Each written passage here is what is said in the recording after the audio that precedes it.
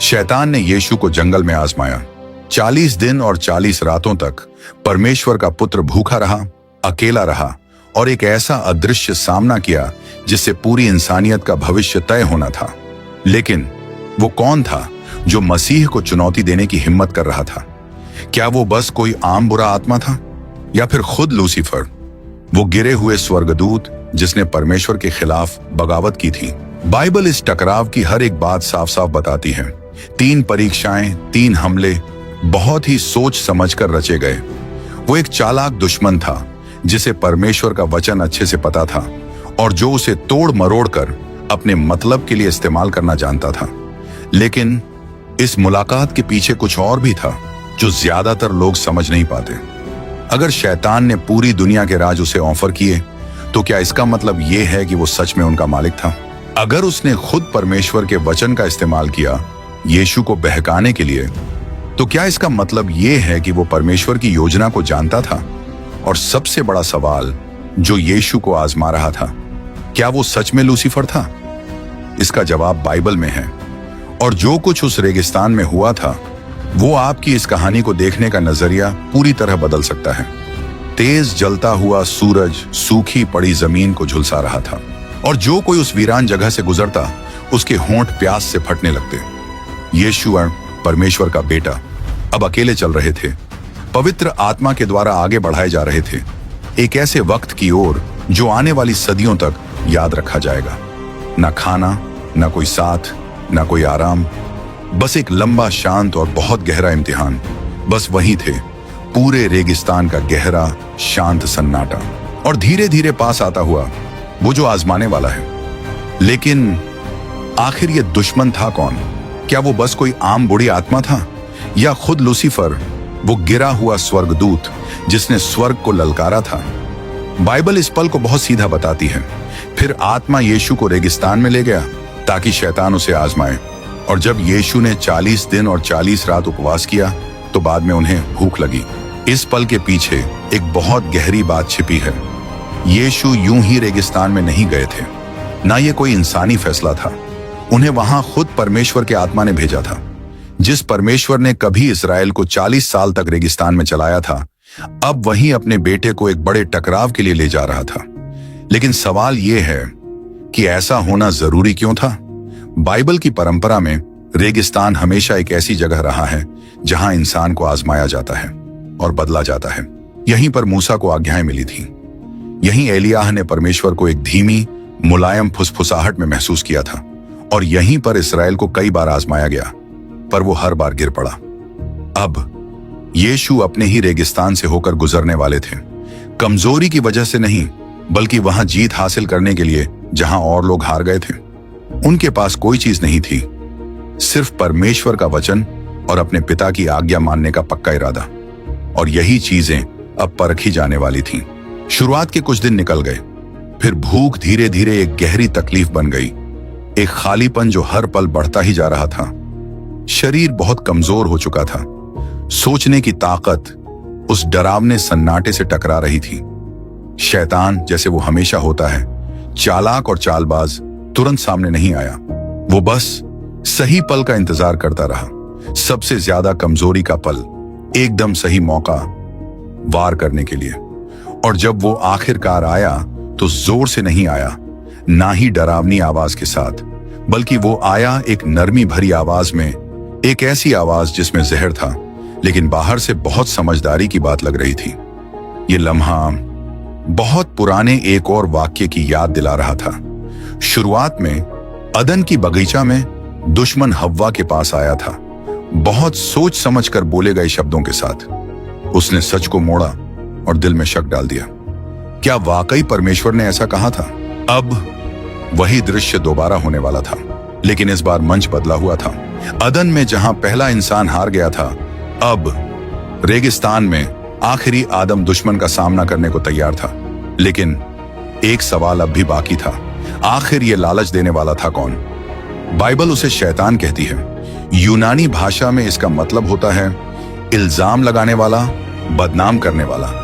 लेकिन क्या ये वही लूसीफर था, वो करूब जो अपने घमंड की वजह से गिर गया, क्या शैतान और लूसीफर दो अलग अलग हैं या फिर ये दोनों नाम एक ही के लिए हैं? इस सवाल का जवाब अब सामने आने वाला था। जैसे जैसे रेगिस्तान में आत्मिक लड़ाई गहराती गई, शैतान, जिसे कुछ लोग शैतान कहते हैं, और कुछ लूसीफर, वो करीब आता जा रहा था। दुश्मन का असली चेहरा, उसके बहकाने वाले इरादों की सच्चाई अब यीशु के सामने साफ दिख रही थी। वो जंजीरों या डरावने सायों के साथ नहीं आया, बल्कि शब्दों के साथ आया।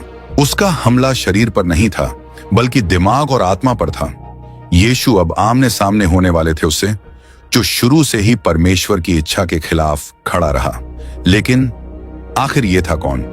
बाइबल उसे शैतान कहती है।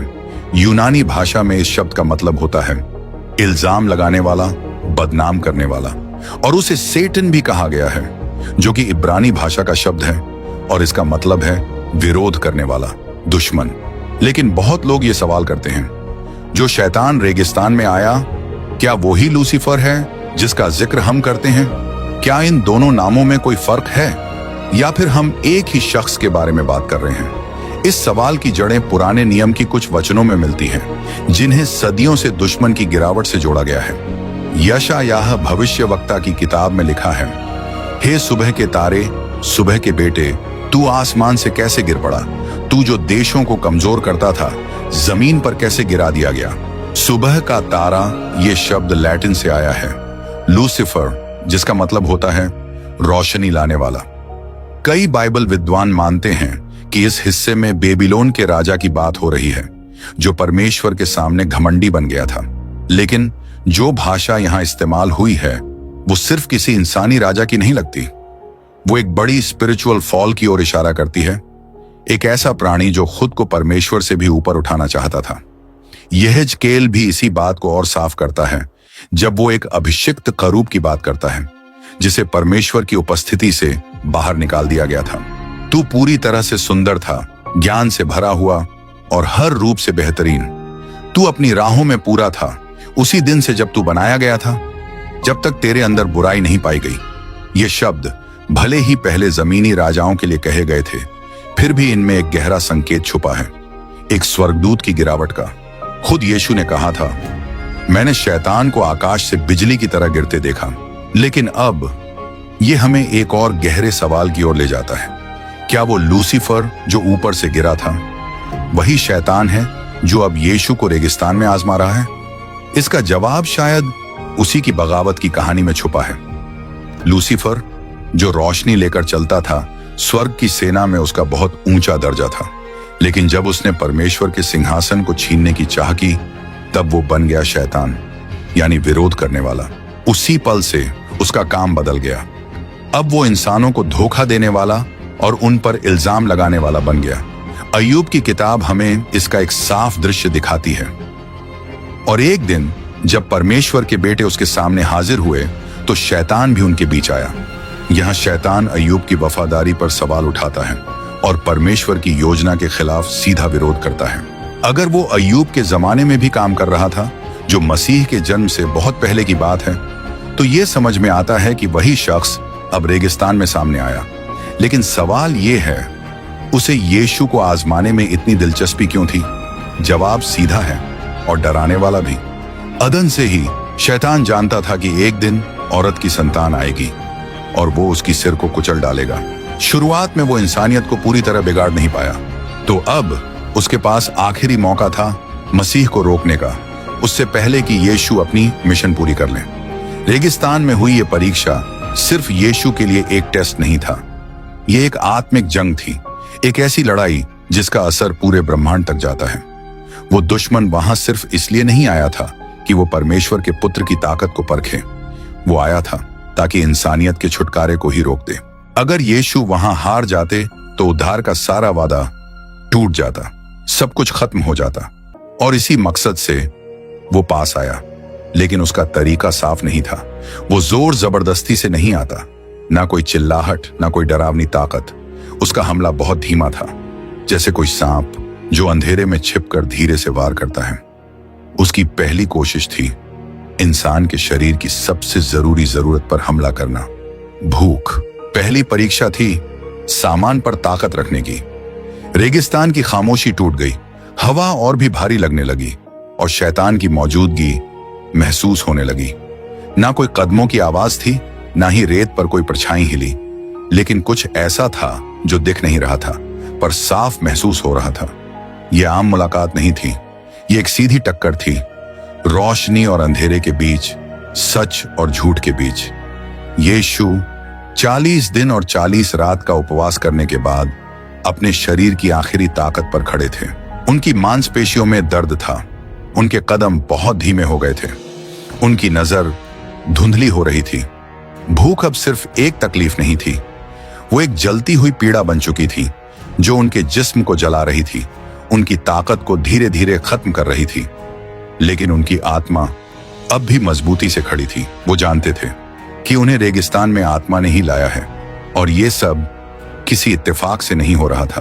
और ठीक उसी पल जब यीशु सबसे ज्यादा कमजोर थे, दुश्मन सामने आया। उसका हमला कोई जोरदार हमला नहीं था, शैतान चीखते हुए नहीं आया, ना ही कोई डरावनी आवाज या धमकी लेकर।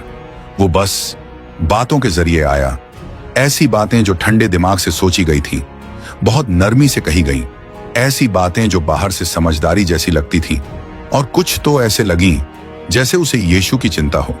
शैतान इंसानों की फितरत को बहुत अच्छे से जानता था। उसे पता था जब इंसान की सबसे जरूरी जरूरतें छिन जाती हैं तो वो जल्दी हार मान जाता है।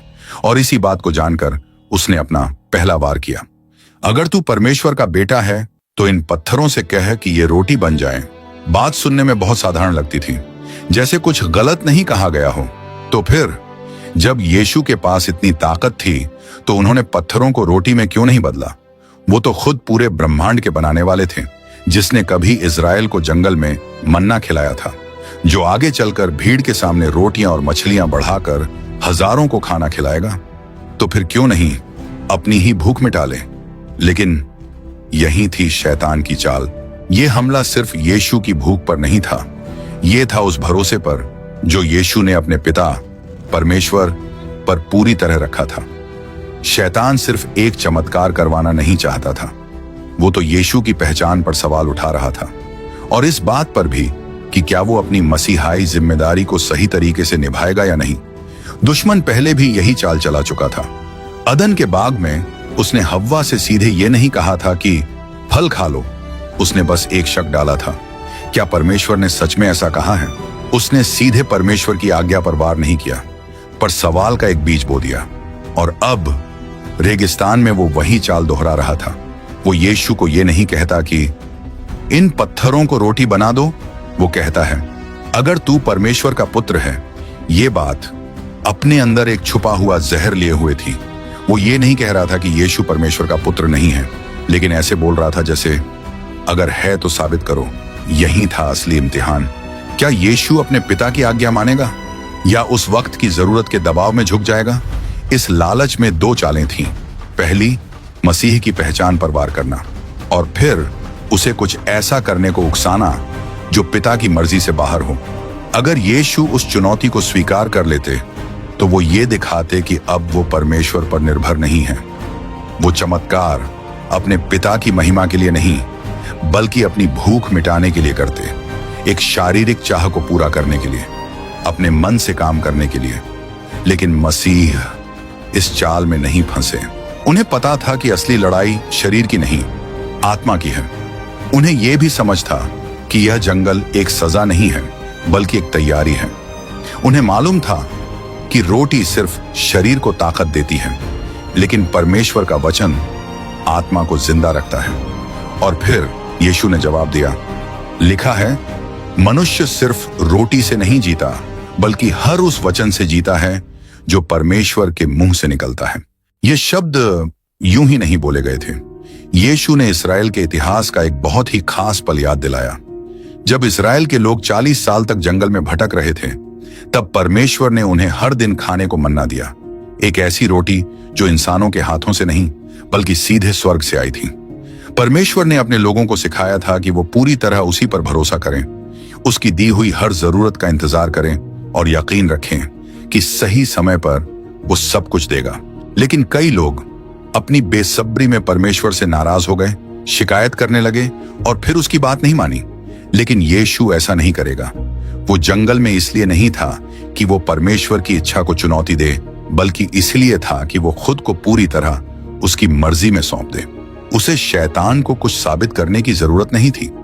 वो परमेश्वर का पुत्र था और उसकी पहचान किसी दिखावे वाले चमत्कार पर नहीं टिकी थी। सच्चा बेटा वही होता है जो अपने पिता की बात मानता है, चाहे भूख कितनी भी ज्यादा क्यों ना हो, चाहे जंगल कभी खत्म न होता लगे। यीशु का यह जवाब शैतान की पहली चाल को तोड़ देता है। शैतान समझ गया कि वो यीशु को उसके पिता पर शक नहीं करा सकता। उसे परमेश्वर की मर्जी से बाहर ले जाना भी मुमकिन नहीं, लेकिन शैतान हार मानने वाला नहीं था। अगर भूख मसीह को परमेश्वर की योजना से हिला नहीं पाई, तो शायद अगली परीक्षा थोड़ी और चालाक होनी पड़ेगी।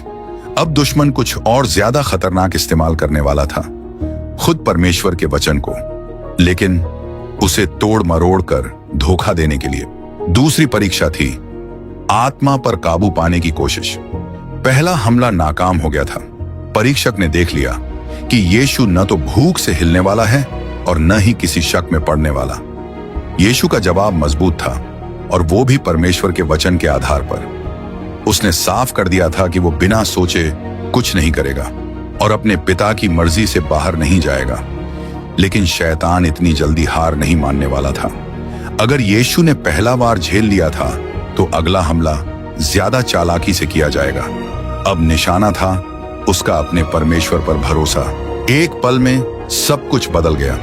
यीशु अब रेगिस्तान की तपती गर्मी में नहीं था, बल्कि यरूशलेम के मंदिर की सबसे ऊंची जगह पर खड़ा था। उसके सामने थी वो पवित्र नगरी, शहर की भीड़ भाड़ भरी गलियां जहां भक्त और याजक चलते नजर आ रहे थे, और उसी पल दुश्मन उसके पास खड़ा था।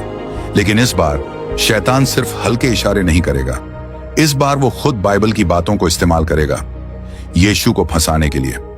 अगर तू परमेश्वर का बेटा है तो यहां से नीचे कूद जा, क्योंकि लिखा है वो अपने स्वर्गदूतों को तेरे बारे में हुक्म देगा और वो तुझे हाथों में उठा लेंगे ताकि तेरे पैर को कहीं पत्थर से ठेस न लगे। इस बार की चाल पहले से कहीं ज्यादा चालाक थी। शैतान अब सिर्फ चुनौती नहीं दे रहा था, वो अब परमेश्वर के वचन को ही तोड़ मरोड़ कर इस्तेमाल कर रहा था यीशु को गुमराह करने के लिए। ये बात ली गई थी भजन संहिता 91 से, एक ऐसा हिस्सा जो परमेश्वर की सुरक्षा के बारे में सबसे ज्यादा जाना जाता है। लेकिन इस बार शैतान की चाल में कुछ बहुत ही चालाक और बुरा था। उसने उस वचन को अधूरा बोला।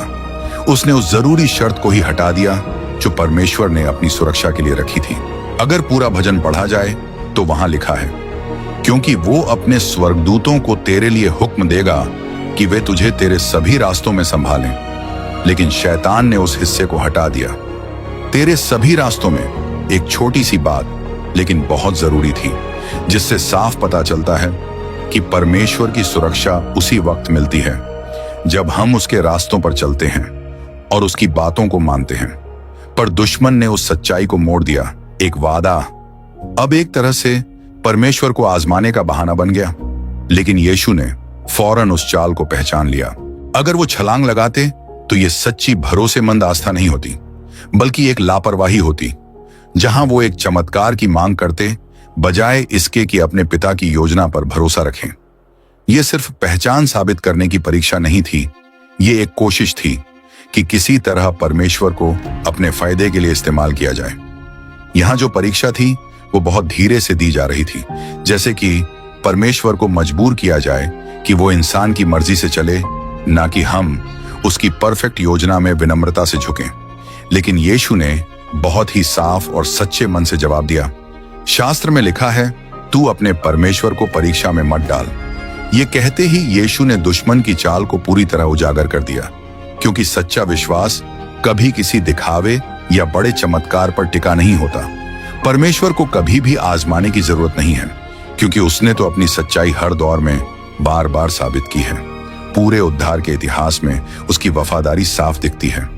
इजराइल ने जब वो रेगिस्तान में था तब परमेश्वर पर शक किया, उसकी देखभाल पर सवाल उठाए, लेकिन यीशु ने ऐसा नहीं किया। वो पूरी तरह डटे रहे। उन्होंने कभी भी पिता की मर्जी से बाहर कुछ करने की कोशिश नहीं की। और अब शैतान को समझ आ गया कि ये चाल भी काम नहीं आई। अगर यीशु भूख में नहीं डगमगाए, अगर वो परमेश्वर को जबरदस्ती कुछ करने पर मजबूर नहीं करेंगे, तो अब अगला वार कुछ और होना चाहिए। तो अब आखिरी हमला और ज्यादा सीधा होना था, ज्यादा तीखा, ज्यादा चालाक। अगर यीशु शारीरिक भूख के लिए या आत्मिक घमंड के लिए अपने पिता से दूर नहीं होंगे, तो शायद शक्ति और शोहरत का लालच उन्हें मोड़ सके। तीसरी परीक्षा, दुनिया के राज्यों पर राज्य करने का लालच। शैतान 2 बार हार चुका था। यीशु ने भूख के सामने हार नहीं मानी और न ही परमेश्वर को आजमाने की इच्छा में झुके। अब दुश्मन को अपनी चाल बदलनी थी। इस बार वो छिपे हुए सवाल नहीं पूछेगा, बल्कि सीधे एक लालच देगा। इस बार जो प्रस्ताव आया वो सिर्फ इंसानी इच्छा से कहीं ज्यादा बड़ा था। एक पल में ही पूरा दृश्य फिर से बदल गया। अब यीशु एक बहुत ऊंचे पहाड़ पर खड़े थे और उनके सामने एक चौंका देने वाला दृश्य खुल गया। इस धरती के सारे राज्य, उनकी दौलत, उनकी ताकत, उनकी सेनाएं और उनके सिंहासन, सब कुछ उनकी आंखों के सामने बिछा हुआ था। यह नजारा बहुत शानदार था, ऐसा कुछ जिसे कोई भी राजा देखकर ललचा जाए। और फिर शैतान ने अपनी आखिरी और सबसे बड़ी पेशकश रखी, यह सब कुछ मैं तुझे दूंगा अगर तू झुककर मेरी उपासना करे। मत्ती रचित सुसमाचार अध्याय 4 पद 9। इस बार शैतान की बातों में कोई चालाकी नहीं थी। वो अब यीशु की पहचान पर शक नहीं कर रहा था, ना ही परमेश्वर के वचन को तोड़ मरोड़ रहा था। अब शैतान ने सीधी पेशकश की, इस दुनिया पर पूरा कंट्रोल, बस एक बार उसके आगे झुकने के बदले। इस प्रस्ताव में एक बात सोचने वाली थी। अगर शैतान दुनियादारी की बादशाहत देने की बात कर रहा था, तो क्या मतलब यह था कि वो सच में इन सब चीजों का मालिक था? एक तरह से हाँ, बाइबल उसे कहती है, इस दुनिया का शासक, इस युग का झूठा देवता, आदमी के पतन के बाद से ही शैतान को इस दुनिया की व्यवस्था पर काफी हद तक काबू मिल गया था। वो सरकारों को प्रभावित करता रहा, देशों को गुमराह करता रहा और उन लोगों को अंधा बनाता रहा जो सच्चाई को ठुकरा देते हैं। लेकिन इस तीसरी परीक्षा में एक और भी गहरी चाल थी। शैतान यीशु को एक छोटा रास्ता दिखा रहा था। मसीह की मंजिल तो हमेशा से यही थी, पूरी धरती पर राज करना।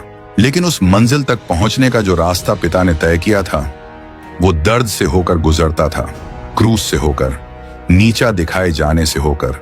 अब शैतान ने एक और रास्ता सुझाया।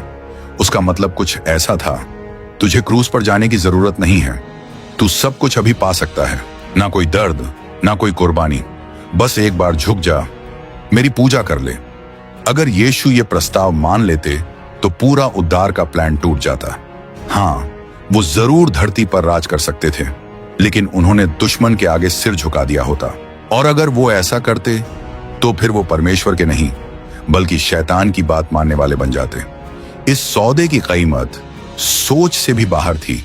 एक ऐसा राज्य जिसमें उद्धार ही ना हो, एक ऐसी ताकत जिसमें छुटकारे की कोई उम्मीद ना हो, एक ऐसा शासन जिसमें परमेश्वर की अनंत योजना ही ना हो। लेकिन यीशु का जवाब अब तक का सबसे मजबूत जवाब था। उन्होंने सिर्फ उस प्रस्ताव को ठुकराया नहीं, बल्कि शैतान को सीधा डांट कर कहा, दूर हो जा शैतान, क्योंकि लिखा है, तू सिर्फ अपने परमेश्वर की आराधना करेगा और सिर्फ उसी की सेवा करेगा। यहीं पर यह टकराव अपनी आखिरी हद तक पहुंच गया। इस बात को कहकर यीशु ने फिर साफ कर दिया कि सारी महिमा और सारा अधिकार सिर्फ परमेश्वर का है। परमेश्वर की योजना तक पहुंचने के लिए कोई छोटा रास्ता नहीं है। राज्य जरूर आएगा, लेकिन शैतान की मदद से नहीं। वो आएगा बलिदान के रास्ते से, सूली के रास्ते से और पिता की पूरी आज्ञाकारिता से। यीशु के इस जवाब के बाद शैतान के पास अब कुछ भी बचा नहीं था। उसे वहां से जाना पड़ा, हार मानकर। लेकिन शैतान का जाना हमेशा के लिए नहीं था। जैसा कि लूका की खुशखबरी में लिखा है, जब शैतान ने सारी परीक्षा ले ली तो वह कुछ समय के लिए वहां से चला गया। दुश्मन फिर एक और मौका ढूंढेगा, कोई और पल जहां वो मसीह को उसकी राह से भटका सके। परीक्षा तो खत्म हो गई थी, लेकिन अंधकार और परमेश्वर के बेटे के बीच जो टकराव था वो अभी खत्म नहीं हुआ था। शैतान अब उजागर हो चुका था, उसकी चालें सामने आ चुकी थीं, लेकिन शैतान ने अभी हार नहीं मानी थी। जंग अभी जारी थी और अगला बड़ा हमला उन लोगों के जरिए होगा जो यीशु के आसपास थे। रेगिस्तान फिर से शांत हो गया। शैतान वहां से चला गया, हार कर, लेकिन पूरी तरह मिटा नहीं था। यीशु पर किया गया हमला नाकाम रहा था और अब स्वर्गदूत आए उसे सेवा देने के लिए, आराम देने के लिए, 40 दिन की भूख और परीक्षा के बाद। लेकिन लड़ाई अभी खत्म नहीं हुई थी। बाइबल ये साफ कहती है कि शैतान बस कुछ समय के लिए पीछे हटा था। इसका मतलब यह था कि परमेश्वर के बेटे के खिलाफ उसकी जंग अब भी जारी थी। अगर वो यीशु को शरीर की भूख से नहीं गिरा पाया, ना घमंड से, ना लालच से, तो अब वो कोई और तरीका ढूंढेगा उसे उसके रास्ते से भटकाने का, और उसे ज्यादा इंतजार भी नहीं करना पड़ा। यीशु की सेवकाई की शुरुआत से ही दुश्मन को मौके मिलने लगे जहां वो फिर से वार कर सके। ये पल बहुत खास था जब यीशु ने अपने चेलों को बताया कि उसे बहुत दुख सहना होगा, लोग उसे ठुकरा देंगे और वो मारा जाएगा। तो पतरस ने तुरंत मना कर दिया। उसने कहा, प्रभु, ऐसा मत कहो, ऐसा कुछ भी तेरे साथ नहीं होना चाहिए। यीशु का जवाब बहुत तीखा था, पर उसने पतरस को इंसान की तरह नहीं डांटा, बल्कि उस ताकत को जवाब दिया जो उसके शब्दों के पीछे थी। यीशु ने कहा, मेरे सामने से हट जा शैतान, तू मुझे गिराने वाली बात कर रहा है, क्योंकि तू परमेश्वर की सोच को नहीं समझता, तू बस इंसानों की तरह सोचता है।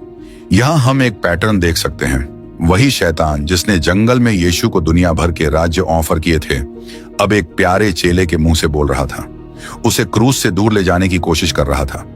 दुश्मन कभी सामने से हमला नहीं करता, वो चुपचाप आता है, आसपास के लोगों के जरिए फुसफुसाता है, शक पैदा करता है, ऐसे रास्ते दिखाता है जो देखने में आसान लगते हैं, लेकिन असल में वो मंजिल से भटकाने वाले होते हैं।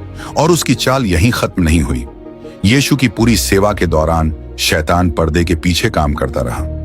उसने धार्मिक नेताओं को भड़काया, भीड़ को उकसाया और उन दिलों को मोड़ा जो पहले ही सच्चाई के लिए बंद हो चुके थे। लेकिन शैतान की सबसे बड़ी चाल अभी बाकी थी। जिस रात यीशु को धोखा दिया गया, बाइबल एक डराने वाला सच बताती है। तब शैतान यहूदा में समा गया, जिसे इस्करियोती कहा जाता था और जो 12 चेलों में से एक था। यहां पर अब दुश्मन सिर्फ सलाह नहीं दे रहा था, ना ही कान में फुसफुसा रहा था, अब वो सीधे अंदर आ चुका था। उस दिल में जो पहले से धोखा देने को तैयार था, शैतान ने जगह बना ली और फिर उसने हर एक घटना को आगे बढ़ाया जो अंत में यीशु को क्रूस तक ले गई। जो हमला जंगल में शुरू हुआ था, अब वो क्रूस की परछाई में और भी तेज हो गया था। लेकिन एक बात थी जो शैतान समझ नहीं पाया। उसे लगा था कि यीशु की मौत उसकी जीत होगी। उसे लगा था कि अगर वो परमेश्वर के बेटे को हटा देगा तो वो परमेश्वर की योजना को खत्म कर देगा। लेकिन सच तो ये था कि इसी क्रूस के जरिए उसका खुद का राज ढहने लगा। यीशु ने जंगल में जीत हासिल की थी, लेकिन अब उसकी सबसे बड़ी और आखिरी जीत बहुत ही खास भिड़ंत में होने वाली थी। दुश्मन का चेहरा अब सबके सामने आ चुका था। उसकी चालें अब किसी से छुपी नहीं थीं और बहुत जल्द उसकी हार हमेशा के लिए तय हो जाएगी। शैतान की आखिरी हार और हमारे लिए उसका सबक। जंगल में जो टकराव हुआ वो तो बस शुरुआत थी। शैतान ने कोशिश की कि वो यीशु को उसके रास्ते से भटका दे, लेकिन वो नाकाम रहा। उसने आसपास के लोगों का इस्तेमाल किया ताकि शक पैदा कर सके, लेकिन उसकी चाल पकड़ में आ गई। अब उसके पास बस एक आखिरी चाल बची थी, परमेश्वर के बेटे को क्रूस के जरिए खत्म कर देना। यहूदा की धोखेबाजी, फिर वो गलत तरीके से गिरफ्तार किया जाना, बेइज्जती और कांटों का ताज। ऐसा लग रहा था जैसे शैतान जीत रहा है। परमेश्वर का बेटा उसी लोगों से ठुकराया जा रहा था जिन्हें वो बचाने आया था। जब यीशु अपने कंधों पर क्रूस उठाकर गोलगोथा की ओर जा रहे थे, तो शैतान को शायद पूरा भरोसा था कि इस बार उसने सच में जीत हासिल कर ली है। लेकिन वो ये नहीं समझ पाया कि वो खुद परमेश्वर के जाल में फंसता चला जा रहा था। परमेश्वर की योजना कभी भी क्रूस से बचने की नहीं थी, बल्कि उसे जीतने की थी। यीशु को मारा नहीं गया, उन्होंने खुद अपने आप को सौंप दिया, हम सबके पापों का बोझ लेकर। और फिर क्रूस पर एक ऐसा पल आया जो किसी ने सोचा भी नहीं था। जो पल शैतान की जीत जैसा लग रहा था, वो पल उसकी सबसे बड़ी हार बन गया। जब यीशु ने अपने प्राण छोड़ दिए, उन्होंने कहा, पूरा हो गया। ये शब्द सिर्फ उस वक्त नहीं, बल्कि पूरे युगों तक गूंजते रहे। लेकिन सवाल यह है, क्या पूरा हो गया था? पाप की कीमत चुका दी गई थी। मौत और नर्क की ताकत टूट चुकी थी। शैतान, जो सदियों से इंसानों को कैद करके रखता था, अब अपनी ताकत को टूटते हुए देख रहा था मसीह के छुटकारे के काम के सामने। प्रेरित पौलुस ने इस जीत को बहुत साफ शब्दों में बताया है। उसने रियासतों और अधिकारियों को उनके हथियारों से रहित कर दिया, उन्हें सबके सामने शर्मिंदा किया और क्रूस पर उन पर पूरी तरह जीत पाई। जो लड़ाई रेगिस्तान में शुरू हुई थी वो क्रूस पर जाकर खत्म हुई। पहली भिड़ंत में शैतान ने यीशु को दुनिया के सारे राज्य देने की कोशिश की थी, लेकिन अंत में यीशु ने उसी शैतान के हाथों से मौत और नर्क की चाबियां छीन ली। दुश्मन की हार ताकत से नहीं हुई, बल्कि परमेश्वर के मेमने की पूरी कुर्बानी से हुई। लेकिन लड़ाई अभी भी खत्म नहीं हुई है। शैतान आज भी इस दुनिया में काम कर रहा है, लोगों को धोखा देने के लिए, उन्हें तोड़ने और मिटाने के लिए। वो आज भी फुसफुसाता है, शक पैदा करता है, सच को तोड़ मरोड़ देता है, छोटा रास्ता दिखाता है और झूठे वादे करता है। लेकिन अब उसकी हार तय हो चुकी है, उसका समय अब गिनती में है। बाइबल हमें उसके आखिरी अंजाम की एक झलक देती है। और शैतान जो लोगों को धोखा देता था, उसे आग और गंधक की झील में फेंक दिया गया, जहां वो जानवर और झूठा भविष्यवक्ता पहले से थे, और वो दिन रात हमेशा के लिए सजा भुगतते रहेंगे। जो कहानी रेगिस्तान में शुरू हुई थी वो उसी दिन पूरी होगी, जब मसीह फिर से लौटेंगे अपना हमेशा का राज लाने के लिए। तब तक हमें मजबूती से चलते रहना है, ये जानते हुए कि जीत हमारी ताकत से नहीं आती, बल्कि उससे मिलती है जिसने पहले ही हमारे लिए जीत हासिल कर ली है। रेगिस्तान अंत नहीं था, वो तो बस एक शुरुआत थी। एक सूनी वीरान जगह पर, जहां कोई गवाह नहीं था, कोई ताली बजाने वाला नहीं था, कोई भीड़ नहीं थी, वहीं से इंसानियत का भविष्य तय होना शुरू हुआ। शैतान ने परमेश्वर के बेटे को झुकाने की कोशिश की, उसे शॉर्टकट देने चाहे, पावर और शोहरत से लुभाया, लेकिन यीशु ने इन सब का सामना किया। वो झुके नहीं, उन्होंने ना सिर्फ उस परीक्षा को हराया, बल्कि शैतान की कमजोरी भी सबके सामने ला दी और दिखाया कि असली जीत इस दुनिया के राजाओं में नहीं है, बल्कि परमेश्वर की आज्ञा मानने में है, पूरी तरह से, बिना डगमगाए। और ये लड़ाई वहीं खत्म नहीं हुई। आज भी शैतान वही चालें चला रहा है। वो आज भी शक डालता है, आज भी सच्चाई को मोड़ता है, आज भी ऐसे आसान रास्ते दिखाता है जो आखिर में तबाही तक ले जाते हैं। उसे पता है कि वो उस उद्धार को नहीं मिटा सकता जो मसीह ने हमें दिया है, लेकिन वो कोशिश करता है कि लोगों का दिल हमेशा की जिंदगी के रास्ते से दूर हो जाए।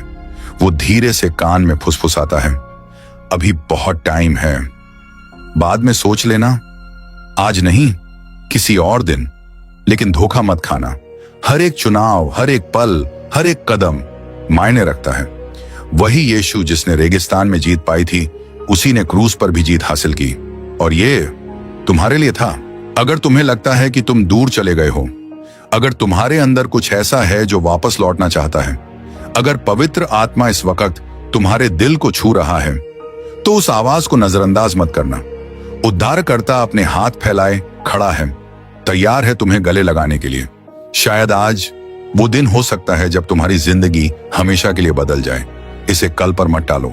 अगर तुम्हारा दिल चाहता है कि तुम अपनी जिंदगी मसीह को सौंप दो, तो कमेंट में लिखो, हे प्रभु यीशु, मैं तुझे अपना एकमात्र और पूरा जीवन का उद्धारकर्ता मानता हूं। मैं तुझे स्वीकार करता हूं। और अगर तुम पहले से ही मसीह के हो, तो अपना विश्वास दोबारा जताते हुए लिखो, आमीन, ताकि ये संदेश और भी जिंदगियों तक पहुंचे और रोशनी ले आए उन तक जिन्हें उसकी सबसे ज्यादा जरूरत है। मसीह के बिना कोई रास्ता नहीं है, मसीह के बिना कोई सच्ची जीत नहीं है। दुआ है कि ये सच्चाई आपके दिल को बदल दे, और वही ताकत जिसने रेगिस्तान में जीत पाई थी, वो आपकी जिंदगी में भी जीत लाए।